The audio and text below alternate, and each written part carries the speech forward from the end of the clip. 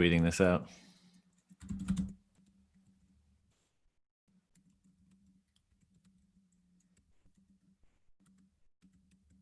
Ehrlich, right? That's correct. Perfect. All right, James, thanks for joining me. Pleasure. So I'll give a brief kind of context of why I wanted to put this together today. I probably came across imagery from Regen prior to the last couple weeks, but there was a discussion you had, I believe, on Future Thinkers, and people that listen to both this show and Future Thinkers reached out and said it would be really cool to have James on, because in the Bitcoin space, and I am generalizing, but it's very common that, there's an aspiration from a lot of people that are interested in Bitcoin to at some point live in a, self-sufficient manner. Now, whether that be in the forest, on the mountain, totally by yourself, but, your own energy, your own food, et cetera, or if it's what, is affectionately referred to in this space as Citadels, which are kind of like modern self-sufficient communities of people that, that live in a certain area. And so the reason why Regen caught my attention is because that's, quite precisely what you're working on. And I think, a lot of us have maybe even thought that this sort of thing should have existed prior to now. I think many of us are a little bit wary of the degree of dependency that we have on so many different systems in our lives, whether they be food, energy, politics, healthcare, et cetera, and wanting to maybe mitigate or reduce those dependencies, but having that be a very difficult process, and having the existing infrastructure so ingrained that it can be difficult to circumvent them, even if you have the financial wherewithal to do so. So that all being said, I thought you would be the best person to come on and share what you're doing at Regen, and then just have a general discussion about where the tech is at and where we might be moving to in the near to midterm future. Sure, I'm happy to be here. I'm honored to join the conversation, and especially to reach out to your audience that's particularly interested in Bitcoin and other cryptocurrency, and something that's near and dear to our heart, of course, is this whole idea of creating the circumstances for positive change, and that's really what one of the main things that we're really on about with this concept of Regen Villages. So I can share my screen and go for it. A background. Yep. Okay. And you just feel free to interject, ask questions, interrupt me, no problem. Sure. See the screen now? Okay. Mm-hmm. Great. So yes, I'm founder of Regen Villages, which is my screen has to come to the front. 1 second. Let me try to reshare it again. Sorry. Maybe that looks better. Yep. Okay. So Regen Villages is a Stanford University spin-off company that I founded based on many years of research, especially on intentional communities, eco-villages, co-housing, co-living, and a variety of these kinds of interesting, beautiful communities that are resilient and are strong. And I was really, compelled by that. I continue my affiliation at Stanford University, even though I have a impact for-profit Dutch holding company that we founded in 2016. But I'm one of the first entrepreneurs in residence at Stanford University. I'm in currently what's called the Stanford Flourishing Project, which is part of the School of Medicine. And it's been really interesting about this idea of being part of a group that's interested in healthy outcomes, long-term happy longevity, essentially living in a lifestyle that promotes preventative care. So I'm a faculty member at Singularity University. I'm a senior fellow at NASA Ames Research Center. And under the Obama administration, I was appointed to a White House OSTP Joint Task Force on regenerative infrastructure. So just to give you a little bit of historical background, I never fully aspired to become a real estate developer. I'm not sure how many people really are born and aspire to that. But essentially, I came from New York City. I was born and raised in New York, and I I came to Northern California to start a software company with a group of friends in the early 1990s. And we were doing tools and technology in support of special effects for motion pictures. Some of the folks that were working with me also working with George Lucas, Industrial Light and Magic. And also we were doing video games, the video game design development, primarily for cartridge games, but also the burgeoning CD-ROM market. But I was surrounded by these incredible small plot family farms just north of the Golden Gate Bridge, and really learning about this idea of what the word organic meant, and biodynamic, and the work of Rudolf Steiner and Buckminster Fuller, and also the work out of Australia and France on this idea of permaculture, permanent culture, of food forests that are low maintenance but highly productive, symbiotic kinds of ecosystems. And this led to filming some really beautiful stories of the family farmers, the farm to table experiences, and as a side gig, essentially an entrepreneurial adventure, I started to produce a television cooking show called Organic Living. And at first it was sort of public access TV, local hobby kind of thing. But then it sort of took a life of its own, and it became a national public television series. And by the mid 2000s, we were reaching about 35 million homes a week on national public television. And then I had a best-selling companion cookbook that I co-authored that came out on Hachette in 2007. But the stories were more than about the food and the recipes and the farmers and the chefs. They were also about the technology that was supporting these kinds of communities. And it was solar power, wind, water purification, waste to resource management, and of course, energy positive homes. And it was this just amazing concept that you could actually create an intentional subdivision that in its own footprint could be self-sustaining. So fast forward, I came to Stanford in 2012, and my primary thesis really was on this idea of a software connection, a digital connection between nature and software. And I was inspired by the work from Canada, from the University of British Columbia, Dr. Suzanne Simard, who created this idea lovingly called the Wood Wide Web versus the World Wide Web. And this was this concept of really mycelial networks, which is a have-need collaborative economy that exists under the soil, under the forest. And if you will, this is a long-term ledger, actually. She proved that old growth Douglas fir trees were conveying all kinds of nutrients, minerals, carbon, sugar to these maple seedlings, different species tree, under the forest floor. And for what reason? Well, obviously, the forest agreed that this maple should come to maturity because someday it would have very interesting, delicious things to return to the community. I think it's a very beautiful metaphor for economic models, and especially talking about ledgers and crypto. I think that's really interesting. And when we look at patterns in nature, what we call biomimetics or biomimicry. So 30% of our DNA is mycorrhizal. It's the oldest living organism on Earth. And at a cosmological scale, just recently, they discovered that galaxies are actually interconnected through thin fibers of electromagnetic dark matter. And it's incredible because the idea really is a mesh network, distributed intelligence, like for instance, looking at this simulation of our internet. Now imagine the first time ever, a software stack that could understand the nutritional flows of a new build neighborhood of food, water, energy, and waste to resource management that could improve those flows and mitigate against risks for the benefit of the people living in those communities.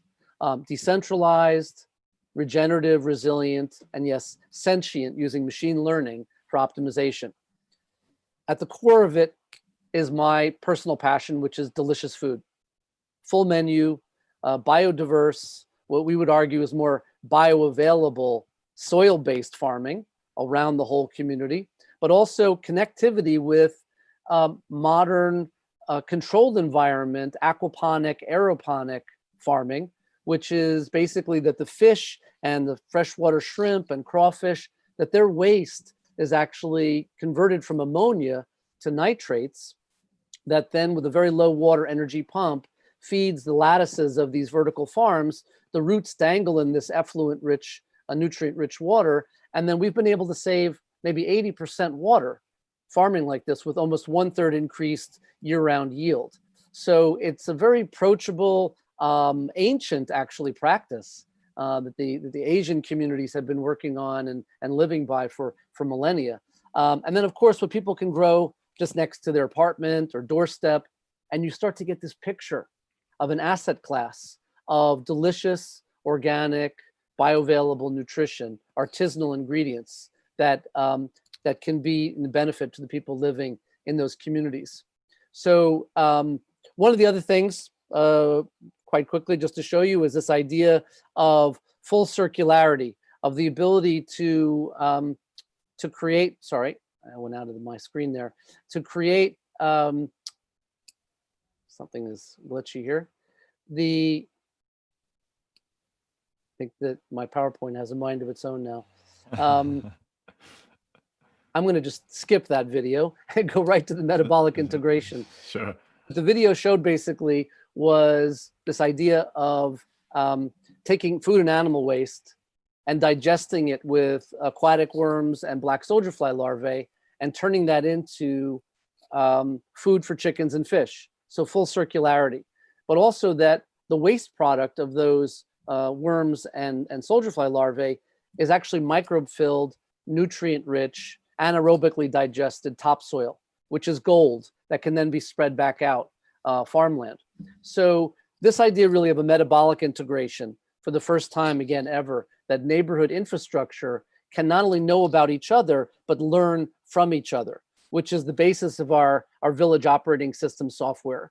And this VillageOS is quite compelling because it's not the smart house, it's the loving, nurturing neighborhood around those pieces that help people survive, thrive, and flourish. But of course, it has extendability to autonomous mobility, curriculum, healthcare, and also an economic ledger, which is quite interesting. And I can talk more about that as well.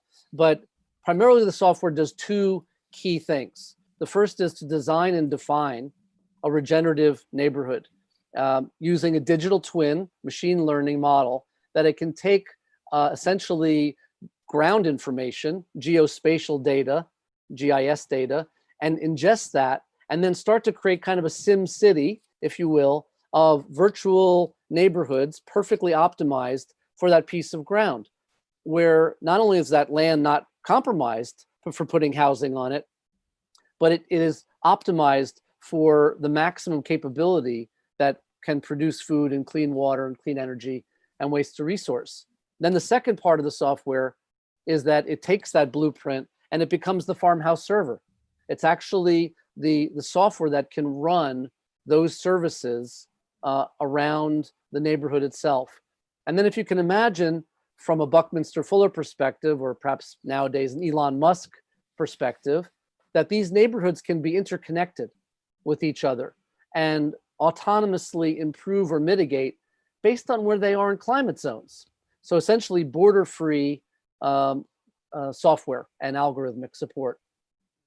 So the main idea really is resiliency, it's connectivity of multi-generational, multicultural, ethnic, socioeconomic level neighbors where people can age in place and live their lives out fully in those multi-generational communities, where we can reimagine open spaces for water capture, also for migrating birds and pollinators, getting back to a place where we can celebrate this annual seasonality of things.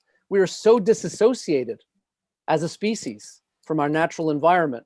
And so this is an exciting opportunity to look at new build subdivision master plans that work for us in support of our thriving and flourishing future.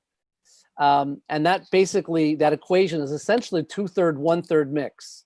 2/3 of open space, of orchards, berms, guilds, greenhouses, hoop houses, all kinds of delicious things, edible, park-like setting, to the 1/3 built environment.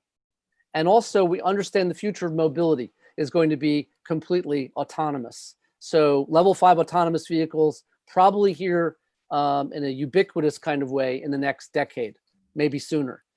So through that lens, we don't have garages or driveways, just two-way EV parking, storage, and the ability for charging. So I can take a pause here for a second if you'd like to ask a question, and then I can dive into on the built environment side and the social affordable side. Yeah, let's take a quick pause to dive in, because that was a lot. But put a pin in where you're going, because I certainly want to continue from here. But one of the things that comes to my mind with this, and this is all, it's extremely impressive, it's extremely compelling. Why have you chosen to go the route of building kind of the full community, rather than providing the tools for individuals to become self-sustaining in kind of their individual home units? What was the reasoning behind that? It's a great question. And we've been approached by billionaires and multimillionaires who own an island or part of an island or a place in Idaho or wherever it may be, about their one house context. And it's not that we can't do it. Of course we can. The issue is, how does that help everybody else on planet Earth? What about the rest of us who desperately need regenerative resiliency? Right, well, would it not help just by kind of bringing down the cost of those things over time? They enter the market at the upper level, kind of like the cell phone, and then the market grows over time, and so maybe everyone would have access to these tools at some point. It's broader market. Not that we don't want to get access to the tools to people, because that's certainly our plan going forward. After our 5-year terminal value to return to investors. But the truth of the matter is, right now on planet Earth, we're 1.1 billion housing units short. That's a lot of houses that we need to build urgently. And there's 2 to 3 billion more people coming to the planet, regardless of COVID. Those people are coming. And so we have to find solutions that are living within nature and not separate from it. So, and the truth of the matter is, when it comes down to these regenerative systems and incorporating all of these, you can amortize the cost when you put a certain number of housing units together in a kind of village density, European style village density complex. And then you've amortized the cost of those services, and then it becomes really approachable for the mix of 1/3 or more social affordable access.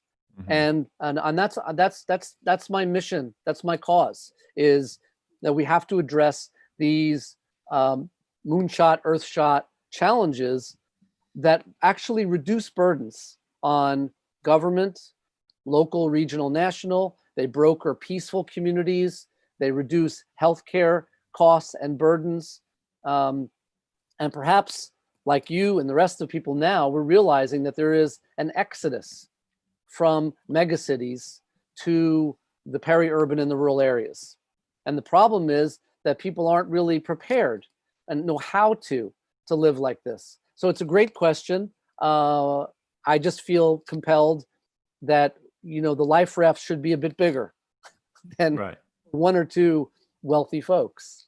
Yeah. And I think also potentially part of the answer is, as these technologies and initiatives become more widespread and available and developed, that, some people will desire to live in a community of, let's say, like-minded or like-valued individuals. And so they may choose to live in a project that is more of a kind of community build, whereas others, may choose to go it alone. And maybe they choose to do an individual implementation with similar technology. And, I presume that's how this is going to develop. Obviously, you're going on the former approach. Well, let me scroll back again to some of the previous slides. When you look at roughly a 60-acre parcel with roughly 40 acres being a productive, lush, rich agricultural space, farmland, and other kinds of nutritional sources, you do need an estate management plan. You do need farming staff and people to work who are getting a living wage and also living in the community, right? So that's one of the pieces that people kind of forget, that they go off into the distance, to the wilderness, and they say, oh, I'm going to put this farm box in front of my house. Well, you quickly realize it's not enough food to actually live on while you're waiting for that lovely tomato to ripen to make a salad from. You need these year-round systems, overproducing, being canned, being dried, being bartered for other kinds of ingredients. And also that we're using a ledger, an economic ledger, as I alluded to before, on this idea that built into our village operating system software, that you can pay a higher association fee, and that then takes care of the estate management plan. You get your electric bill, your water, your organic waste, and baskets of delicious organic food brought to your doorstep, sourced from your doorstep, safely so, without interruption, every couple, twice or maybe 3 times a week, depending upon the season.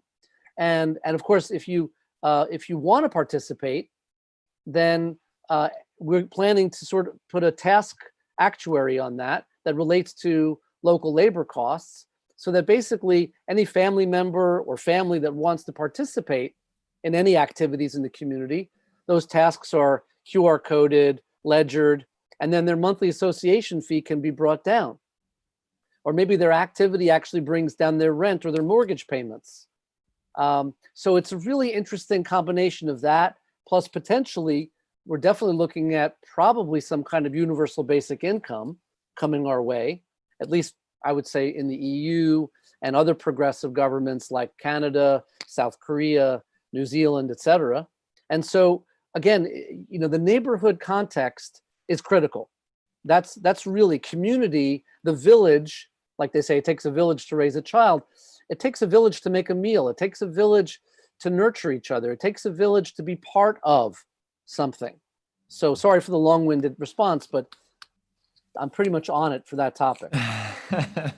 Yeah, no, I understand that. And I guess I'm just thinking, how do you have to be, I guess you don't have to be careful because you're an entrepreneur and you're ultimately offering a service to the market. But in constructing something that's so holistic, rather than just a set of tools, but actually a living community, are you mindful? Do you have to be careful? Is it part of your value prop that the community has values imbued into it? So rather than just a product you take off the shelf, but there's actually, No, I'm not socially engineering anything. It's going to be primarily, market driven. People, vote with their wallets, number one. So we know essentially who has already signed up to our website to buy homes and rent homes. And then the social housing, it's very similar. People, would want to subscribe to and apply for living in a community like this. Other than that, there's no such thing as utopia. There's no such thing as living in a community of people and liking everybody or loving everybody. There's going to be people who have some negativity associated or some toxicity associated with themselves. That's natural. That's human behavior. So it's up to us to figure out solutions and work around that individually, organically. But as a master planning neighborhood kind of development infrastructure company with software and tools, and eventually we hope the right financing capacity to get these jobs done, it's not our role to control for behavior necessarily, or to filter who can be in the community or not be in the community. And I think it's really important, especially we need to address the economic inequality globally and create circumstances where that inequality can start to really level off. And then we can start to, when people have a full belly and they're living in a nice place, they've got clean water, clean energy, understanding of curriculum and DIY movement or working from home or shared working spaces, that all of a sudden people can start to come together, and these amazing barriers that used to be between people for mostly manufactured reasons start to dissolve. And I think that's an exciting place to be. So if you like, I can continue on the built environment. Before you continue, the last thing I was going to ask was, where is all of this in terms of stage of development today? Well, we have made an amazing amount of progress in the last 4 years on not a lot of money. We've only raised 1.4 million euros since 2016, and mostly from wealthy family offices in North Europe and the UK, and some, US and Saudi. But primarily, the larger investors have been in the Nordics, and we've moved mountains. We've become a global brand. We have thousands of families who have signed up. We have made incredible progress on our village operating system software and filed, a series of patents, not only on the village operating system, but also on our regenerative villages simulator, the digital twin to design the communities, as well as some methods for the biodigestion, the video that wasn't working for me before, on how to solve some of those key issues in the community. So we made also tremendous progress around the world, engaging with government, landowners, communities, developers, constructors, universities, on the replication and scale on their land grants around the world. So we have made a tremendous amount of progress, and we feel honestly that once we're funded in our Series A round, which we're raising now, once that's funded, we can probably have our first community up and running within the next 18 months, and that would be ready for essentially move-in. So we're confident we can get to those goals, and then going forward from there. There's a lot of opportunity, of course, to replicate and scale. Right. How much are you raising in your Series A? The Series A is 17 million euro, and that is we're a Dutch holding company, so it is in euro, and we founded a Dutch holding company for a variety of reasons. But yeah, so our current Series A is 17 million, and then I can tell you later. But our sort of global plan is subsequent to the 17 million euro raise and getting the first pilot community up and running. We intend to do 100 million euro private equity raise, which will be essentially a regenerative, resilient residential real estate fund for ours that will allow us to put touch points, land ownership, in 15 or 20 very beautiful, high value locations in different climate zones around the world, where our software can start to crunch on creating the design implementations for the regenerative permaculture and all of those systems. And then essentially, once we have those land grants on our books, we can subordinate that into a green bond and raise 3 to 5 billion euro for patient debt finance, 2 or 3% drawdown. Then what happens is we're primarily a software company with access to global finance. Makes us a very sexy play for landowners, developers, constructors, communities, especially municipalities, and most importantly, families who want to live like this going forward. Does any of the things that are happening now, I mean, obviously with the virus, but also just with the economic impact and potential economic damage moving forward, affect those plans in any meaningful way? It's actually the opposite. Pre-COVID, you saw, or the world saw, excuse me, 12 trillion with a T, US dollars divested from fossil fuel investments. Whole countries, Norway, Ireland, University of California, Cal, they divested from fossil fuel investments. That's a big pile of cash right there that's looking for asset-backed UN SDG, Sustainable Development Goal impact. And now in COVID, you've got progressive governments, Germany, France, the Nordics, as part of the EU complex, essentially committing to 10 trillion euros in what they're calling the green transition. Now, Canada has also made that commitment. New Zealand, South Korea have also made those commitments, additional trillions.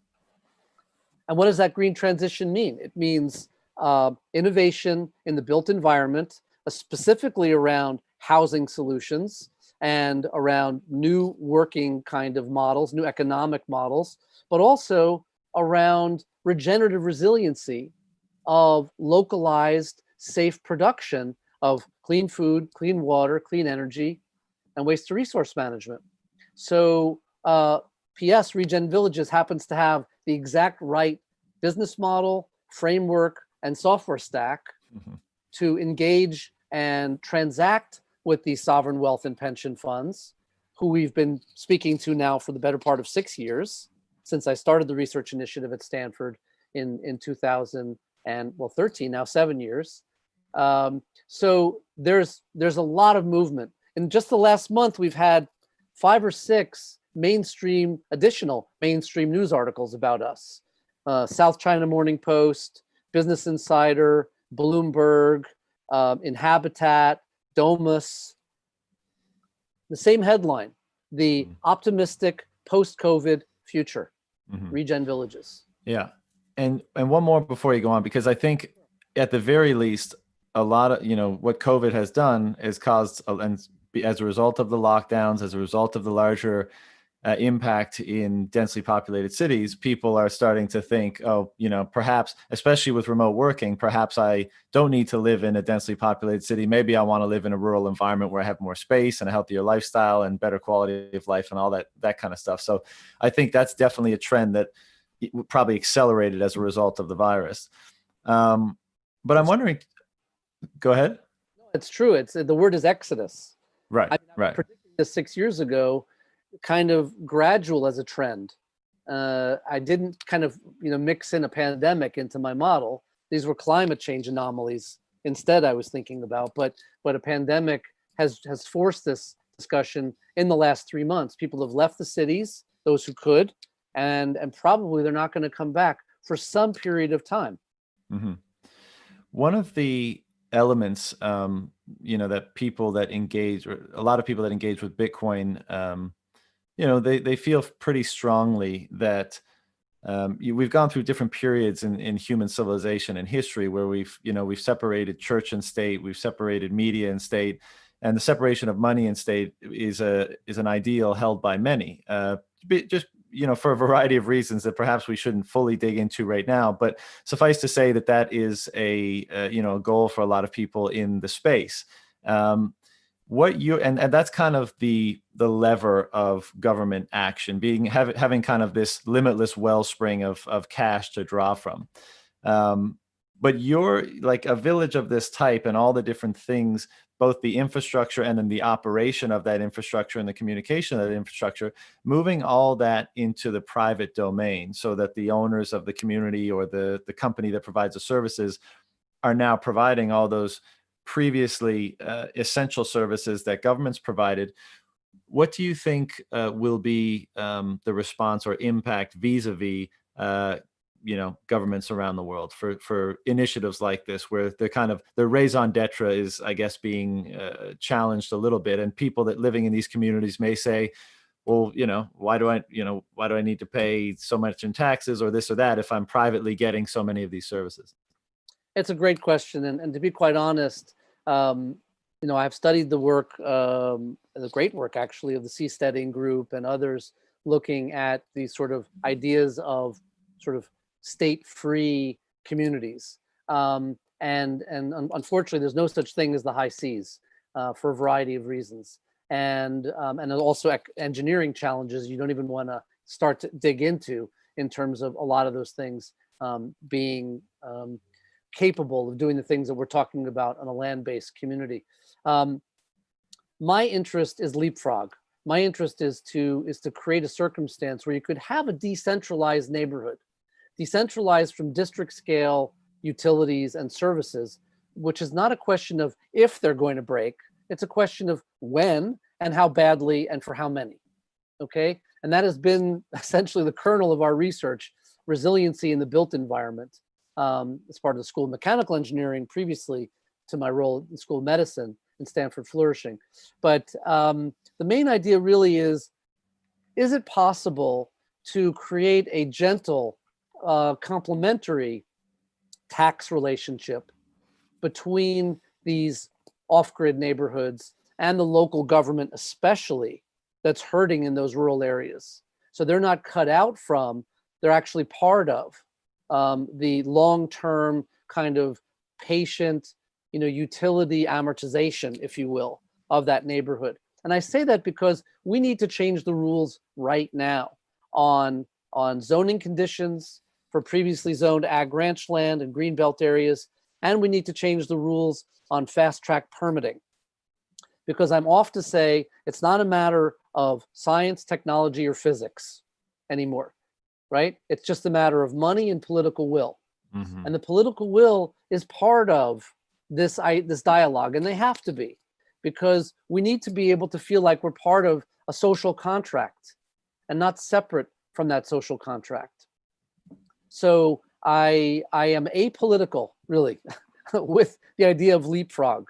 My main interest and goal is the benefit of as many people as we possibly can into these regenerative and resilient neighborhoods as quickly as we can, and then help those communities with some light technology move forward as they blossom and fruit and create the circumstances for happiness and health. Is that wrong? Is that bad? Is that something you'd be unwilling to pay a little bit of tax on? I don't think so. So that's my personal belief. And I'm sure there's some people in your audience who might have a lot different to say to me about that. Oh, no doubt. Okay, I'll let's keep going with the presentation.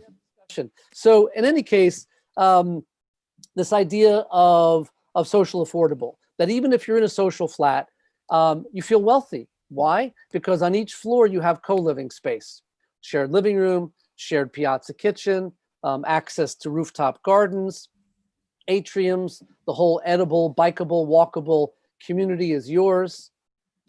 That's a pretty nice lifestyle. The tiny house movement for singles and seniors and those with disabilities. I like to say people and couples in very good relationships because it's obviously a small space. But then there's the row houses of 3s and 4s. There's a model of condominiums and townhomes, affordable middle-class housing. And then also just a bump up from that would be the semi-detached, but these would be for accessibility, people with disabilities, senior citizens, so full services on the ground floor of bathroom, kitchen, bedrooms, etc. And then the villas, which can of course be for high rollers, but they can also be for micro mortgages and co-living and people who want to rent a house together. There's a lot of people who've signed up to our website who want to live in a bigger place, but want to do it with a group of people. So we're really interested in this idea of circularity in building materials, and this idea that's so exciting of mass timber and cross-laminated timber, which is, timber is a renewable building material and circular because it has multiple lives after it's been used for housing 100 years later, for instance. And not only that, but they're modular, okay? So they can come to site and be glued together and snap together very quickly, and can go from basically a breaking ground to move in a very short period of time.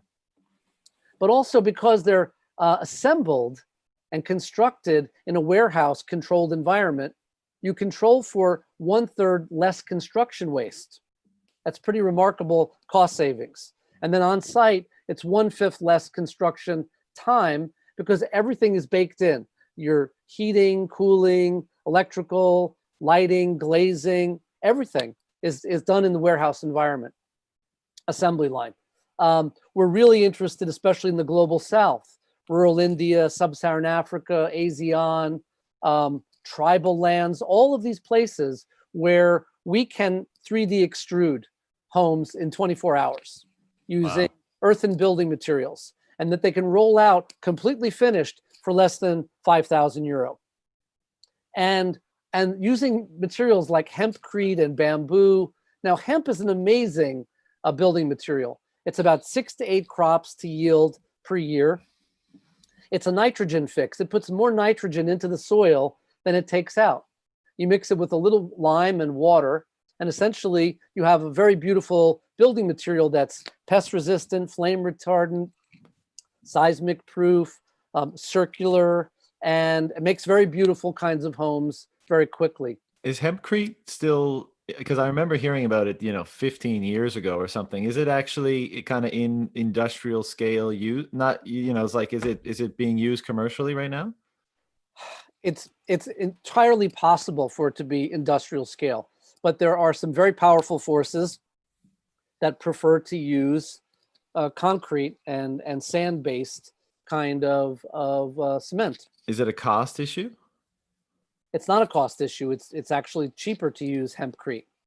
Than straight up cement? Exactly. Really? Yes. It's a material company retooling issue, primarily. So there is a cost, but the cost is associated on the material company side, not on the actual implementation side. Mm-hmm. So in any case, it's a whole other topic, right? But we look at we've looked at urban. I grew up in Manhattan, by the way. I grew up in New York City, which is a very thankful place if you're looking for, a particular kind of regional Indian food delivered at 3:30 in the morning. If you've got the money, you can get it, right? No big deal. But it's also a place that when it breaks badly. Like my family, for instance, was without power for almost a month after Hurricane Sandy. And it doesn't take long for civilization breakdown and collapse in those situations. So in any case, we've looked at rooftop resiliency measures. We could take a mid-rise building like this off-grid, especially if it has adjacency to a certain amount of open space. I'm really inspired by restorative practices. And there's so many incredible stories around the world of a few people, not even a lot of people, coming together over a short period of time and making an Eden, essentially, a paradise happen. So this is Tamil Nadu, India, an eco-village called Oroville, about 100 kilometers south of Chennai, an extremely arid, desert-like location. In the mid-1970s, a small group of people, part of the Global Eco-Village Network, came together and they started planting indigenous flora and fauna. Fast forward to 2020, 2,500 restored circular hectare of pristine growth. It's its own microclimate. It brings its own rain. They have 3,000 full-time residents, 500,000 plus visitors a year. And it's proof that if we take a half a step towards Mother Earth, she will throw her arms around us and nurture us forever. And so on the business side, as I mentioned, Regen Villages is a Dutch holding company. We have a subsidiary office in Sweden, in Malmo. We have an office in London. We have also a US subsidiary as well. And as I mentioned, we raised 1.4 million euro so far, and we're currently in a 17 million, 1 million bridge to 16 million euro Series A round. And as well, we have this incredible pipeline. These are all places around the world, landowners, governments, universities, developers, constructors, with actual places who want to build regen villages. And so there's no shortage all around the world of places that we can use the software as a lever to create these communities at scale. We've become, the Rolling Stones of the modern eco-village movement. We continue to garner incredible press coverage, 100+ million web impressions, 25,000 plus families registered through our website to buy homes, rent homes. Also a great funnel to those landowners wanting to know that they're going to be able to sell out, but also pension fund engagement. Pension funds who are willing to buy surplus housing from us for long-term patient rent roll. So we've got incredible technical partners, and I won't go into detail on all of them, but most recently in the UK, Sir Robert McAlpine, one of the oldest, largest family-run engineering construction firms. They built Wembley Stadium, the Olympic Village, the Bloomberg Tower, highways, rail systems all across the UK. They've invested some capital into us, but also engineering construction data for our software to create a kit of parts to then be able to then create that simulation, as I mentioned before, in the digital twin using machine learning. Also, because I continue my affiliation as an entrepreneur in residence at the Stanford University School of Medicine Flourishing Project, we are connected to universities and collaborations around the world. Also, of course, Singularity University, can't leave them out. And there's this opportunity to expose and express planet-saving, human-saving research that's literally sitting, in dusty file cabinets in these universities that needs to be brought forth. But also these universities can play a role to change the rules, legislative, parliamentary rules. And the punchline, as I kind of alluded to before, is this multi-trillion euro stack of cash that wants to very badly transact with us. But we have to move a little bit up the food chain to get to a place where we have those asset-backed land grants under our belt to create the circumstance for the green bond, where then they're all happy to transact with us. 100 million commitments, 500 million commitments. No joke, it's there. The pension funds interested, like I said, in buying surplus housing for patient debt return, 2-3% annual return. That's much better than they'll ever see from a treasury. We're part of an EU Smart Rural Village Commission. We've been part of this commission now for the past 18 months. And that's setting the rules for these smart rural areas all across Europe. We've published 2 UN Sustainable Development Goal platform briefs, myself and 2 other professors from Stanford University, Professor Larry Leifer and Chris Ford. And we've taken this idea of a prefab, industrialized, in the best definition of that, prefab approach to building regen villages globally. And very quickly, our team, it's a small group of people. We're a very strange multinational startup.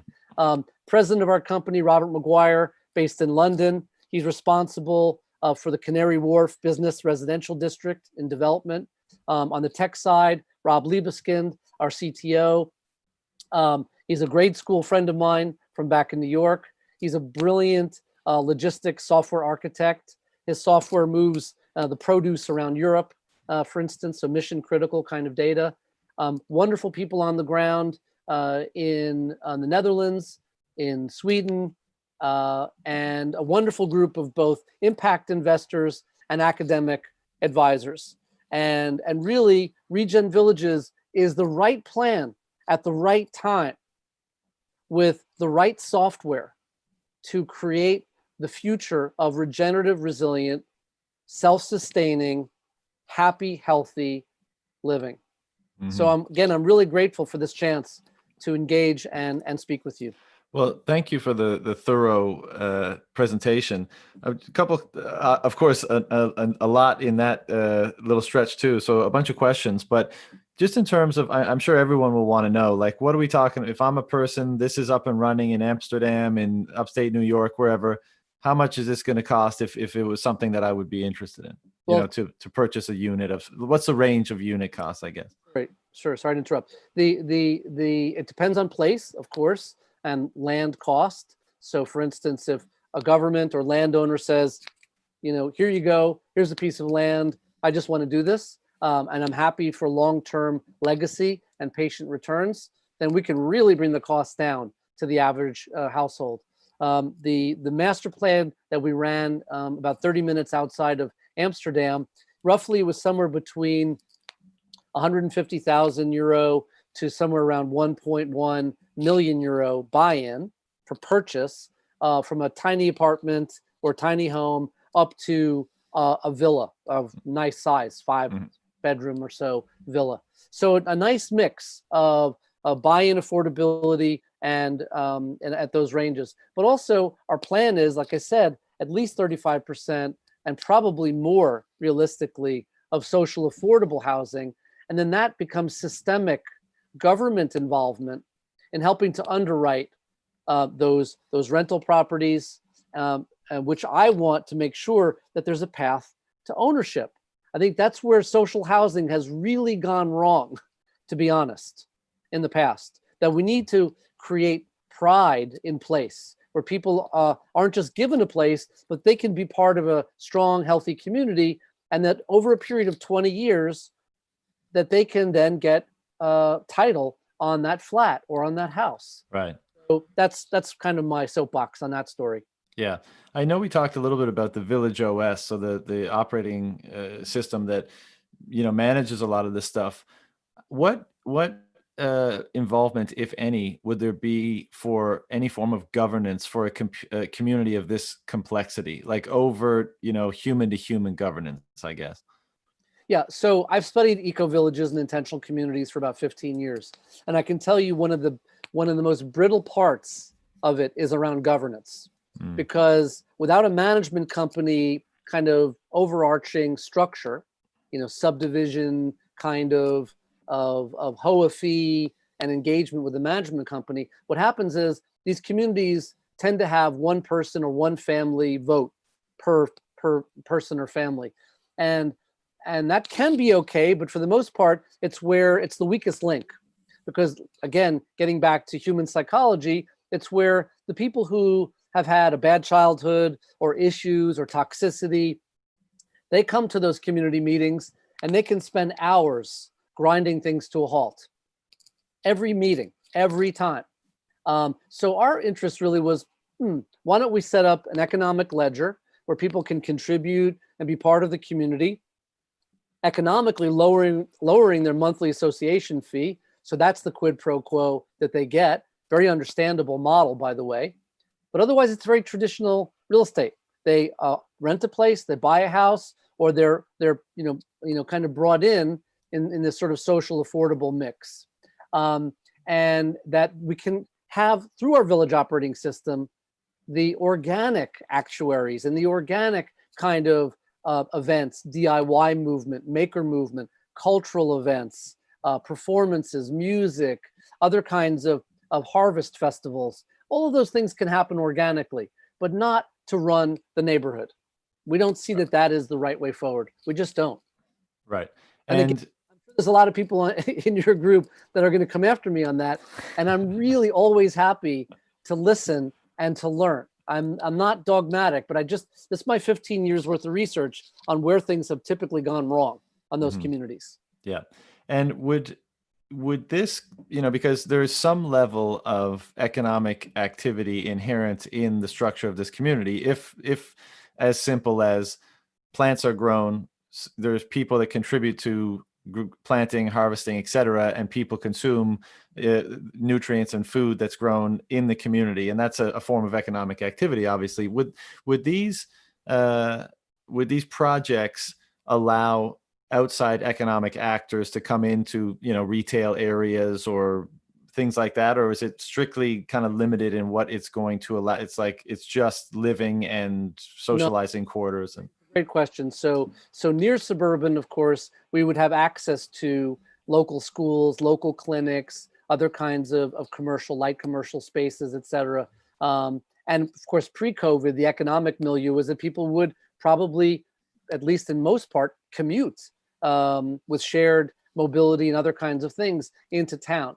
Now, because of COVID, we understand that people moreover will probably living and working from home where they can. But as you start to move into the peri-urban and especially the rural areas, we will have some light commercial spaces. So our plan is, for instance, a relationship with an organic supermarket chain in each region or each country, like Co-op, for instance, in Europe. And they'll be baked in actually from the very beginning of the construction of the community. They can then absorb our long grow season surplus, but then also provide ingredients that we're not going to be cultivating. We're not going to be doing any kind of big slaughter or other kinds of cultivation like processed foods and things like this. So the bulk and other kinds of things those markets can provide. Also around curriculum, around shared workspaces, DIY movements, and clinical healthcare, that we can have those services locally in the neighborhood itself. So yeah, that we're not against commercial projects happening inside of the community.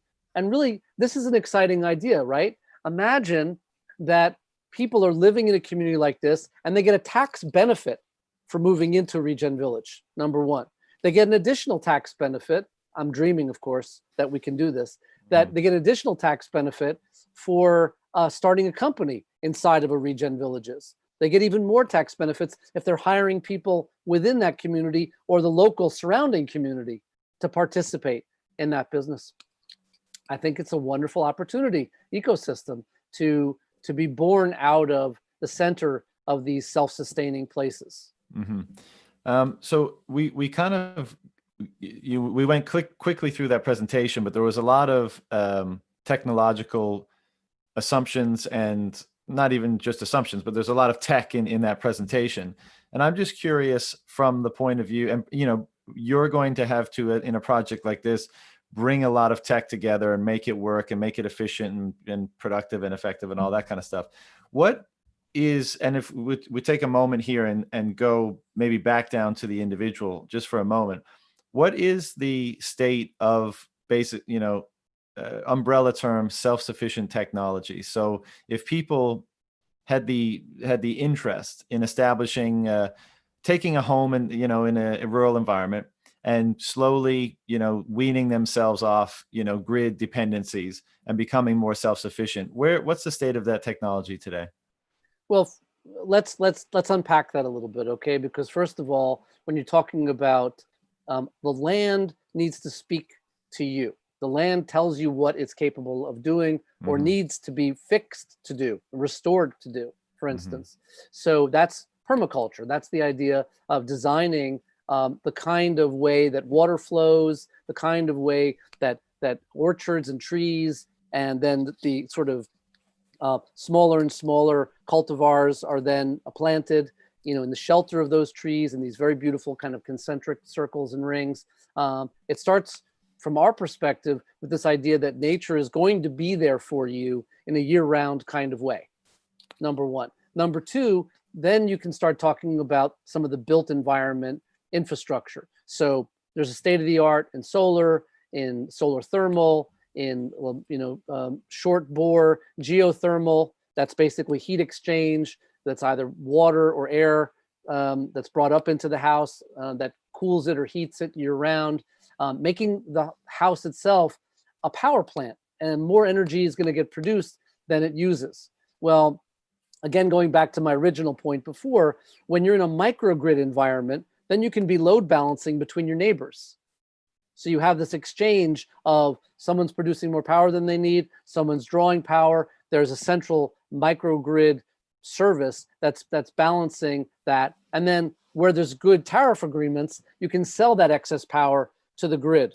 And where there aren't tariff agreements, then you can store that power to use as a petrol equivalent for vehicles or other kinds of things. So there's lots of pieces around energy, lots of pieces around water, lots of pieces around waste, and then creating even low tech. I mean, for instance, I love the Amish. When the power goes out in Pennsylvania, for the Amish, it's Tuesday.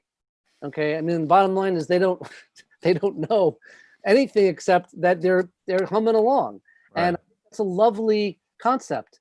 I've seen some very beautiful images and videos recently of southern and southeastern India, where they're really getting into community-based permaculture. And this is a solution for migrant labor not having to leave during the dry season to go to those megacities for menial labor.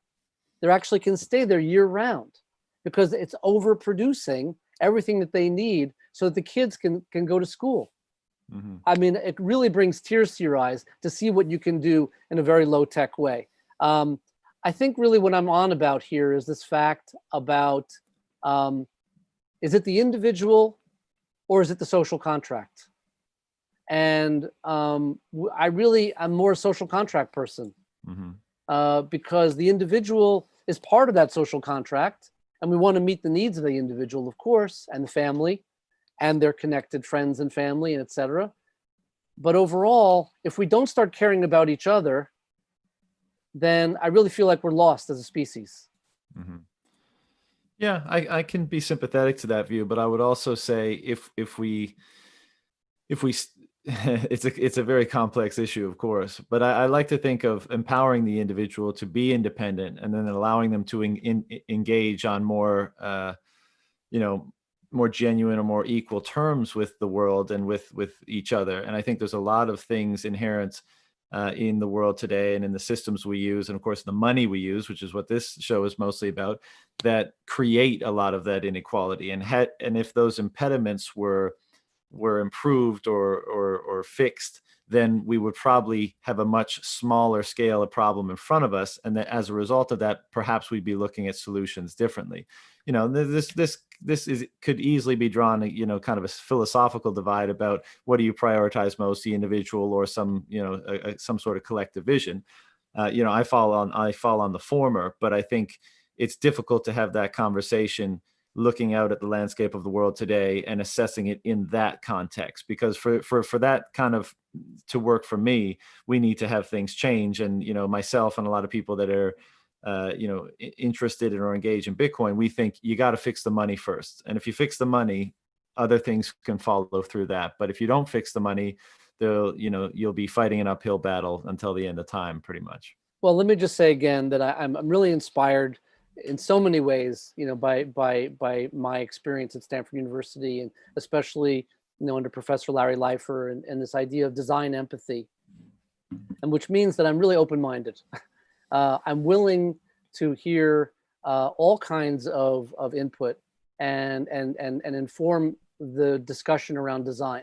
It's not dogmatic. It's about being together in that dialogue and seeing what works best. I do believe when I see these stories, for instance, just as an example, in Southwest India, of what some of these groups have done and are doing, is that if one individual wanted to do that, it's very hard work. It's very challenging. It's not impossible. There's this one guy in India who over 30 years planted an entire forest 3 times the size of Central Park. So one person can actually do something, which actually then benefits the rest of the community. But it took one person 30 years. The typical eco-village takes between 8 to 30 years to build a 100-home community. We don't have the time anymore on Earth to muck about in this way. We've got to take a system-wide, integration-wide approach to creating the symbiosis, this mycelial network, going back to the original inspiration of Regen Villages. That mesh network means intelligence at the point of sensing, but it's also one organism. And if you look at a slime mold, for instance, going through a maze, maybe you've seen some of this before, it's quite cool and interesting. And it looks like it's competing and it's racing. It's one organism. And yes, it's in competition with itself for itself. Mm-hmm. So metaphors there again. Right. So I think we're talking about the same things. Yeah, I think there's many ways to skin a cat, and I think you can come at these things from all ways, and perhaps we should, perhaps we should say there's big problems in front of us. We also have our own individual desires, motivations, and ambitions. Like, let's give ourselves the freedom. And I think for me personally, and a lot of people I speak to around this subject matter, freedom is kind of the core of this. If we can establish freedom in many different domains, and again, money is one of those things that tends to rob individuals of freedom, if for no other reason that they can't, that their surplus time and energy resources that they achieve from their work is surreptitiously taken from them, and that's a form of slavery. But we'll leave that for another discussion. But if the greater we can have individual freedom, then I think the more we just have opportunities to try all solutions, because that's the process of iteration, right? You notice a problem, you try one, you try one form of solution, it fails, you try another, it fails, you try another, it works a little bit, you tweak it. And that's what's required to tackle these big problems as you're trying to tackle, right? There's going to be failure, but we just need a lot of people trying different methods, and may the best one win, may the most effective method win, or a collaboration of different methods for different ends, different types of people, different kind of niche objectives within larger problems. So, for me, it's about freedom and establishing individual freedom, and then coming together perhaps as a community of people who have common goals, but who have individual sovereignty, and then coming together over common goals. I think that's the perspective that I see things from. I think it's great, and the truth is we are raising money, and Right. it's fiat capital currently, but Right. certainly look at taking Bitcoin as well. We don't in this moment, but I think it could be very interesting for us to have that discussion. And we are in an economic milieu that does have to change, but in the meanwhile, we do raise money to build, and we do have to buy land to build, and we do Sure. have to bring in the right kind of architects and constructors eventually based on our software to build and implement those communities. And so there is a structure that we have to live within. But I love Buckminster Fuller's quote, which is, if you want to build something new, don't fight, create a new model that makes the old model obsolete. It's one of my favorites. Yeah, it's always been one of my favorites. Yeah, that's a good one. Because there's there's so much fighting in the world today, and there's so much disagreement, and there's so much, difference in ideologies, and that becomes the basis of the discussion rather than just saying, what's the problem? What do you believe is the source of the problem? And whether you're right or wrong, just go build the solution. And if you're right, then the problem is solved anyways. You don't need to convince anybody. You just need to build it. So I understand what you mean. And of course, we all have to work within, the times and the context that we exist until, and work towards building that solution that you just referred to. To be honest, I have these the funniest conversations with these venture capitalists who, to me, it's like this Wile E. Coyote moment where they're off the cliff, but they don't really know they're off the cliff yet. And so they're kind of dangling over the ravine, kind of looking at the camera, that last glimpse, because they don't really get that the wheels have really come off the bus because of COVID. And the economics of things are just not the same and probably will never be the same again. Mm-hmm. So I think it's really exciting to engage in your community about, come on down, let's roll up our sleeves, let's invest in Regen Villages and build Regen Villages for the greater good around the world that then does create the circumstance for individual freedom when their basic Maslow hierarchical needs are met. Mm-hmm. One final point you brought up in your presentation and just now, the slime mold and the kind of the archetypal structure, or the pattern that kind of persists through different levels of nature. And there's a great writer, a friend of mine in the space, Brandon Quittem. I don't know if you're familiar with him, but he looks at the structure of Bitcoin, and he actually compares it to the mycelial network structure, which is of course similar to like a galactic structure, which is of course similar to a neuron structure, all that kind of stuff. And I think if I'm picking everything up from you, accurately, I think you'd enjoy his work, because he kind of merges nature and tech in a very interesting way around Bitcoin. I would love to read. I'll send you his links to his stuff afterwards. Please do, and hopefully a chance to engage, because it's a really beautiful thought process. I'm also inspired in many ways by Paul Stamets. Sure. With Paul Stamets. Absolutely. And there's this wonderful video I can highly recommend where Paul Stamets has a interview with Joe Rogan. About when monkeys came out of our primate ancestors came out of the trees into the savanna. The stoned ape theory. The stoned ape theory, exactly. Right. And they started to eat the psilocybin from the scat, and how over a period of a couple 100,000 years, their hallucinations created language, tools. It's that hockey stick moment in consciousness and capability. So in any case, it's a very interesting theory. I think I first heard it from Terence McKenna prior to hearing it from Paul, because I'm sure you're probably familiar with Terence, but he's definitely got the gift of gab, and he talked to and wrote about that theory back in the day. Right, Paul mentioned that he had that conversation, I guess, with Terence about that. And yeah, you're absolutely right. So it's quite interesting. It's not a theory, by the way; it's a hypothesis. Right. So, but compelling. James, thank you very much for taking the time to speak with me today. Is there any last words before we sign off here? Anything you wanted to share?